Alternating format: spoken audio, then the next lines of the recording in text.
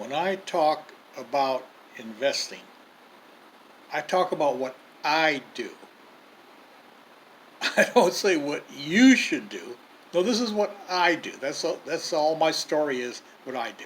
So I was talking about having cash on hand for when the market goes down, so you have some cash to keep up with your lifestyle. Well, normally I don't learn a lot from YouTube. I watch it, but I don't learn a lot. But I learned something today, and it was about what rich people don't own. They don't own. And one of them was they don't own bonds because they don't make enough money.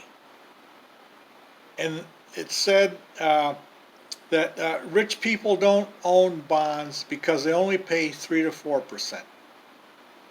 And a bell went off in my head.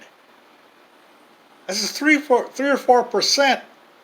I'll take it. Since I have cash sitting in money markets which make 1% or less. And it's been that way forever. I never give it any thought. So now I learned something from YouTube. And I did some research on bonds, which I'm not supposed to own. And I found a bond at one of my brokerage houses that pays 3 to 4% a year on average, year after year after year after year. So I transferred some money out of money market account and opened up a bond account. I mean, if you have $100,000 in a money market account making less than 1% a year that you can transfer to a bond fund that makes 3 to 4% a year. Let's say you get 3% on this. Okay, on 100,000, 10% is 10,000. 1% is 1,000. If you can make 3%, that's $3,000 a year. For what? For nothing. For not taking even a risk,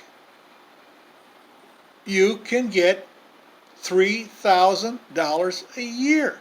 They're going to give it to you. I'm taking it. Now, the downside for me of having a bond fund is that if I need cash quick, I cannot get it quick in a bond fund.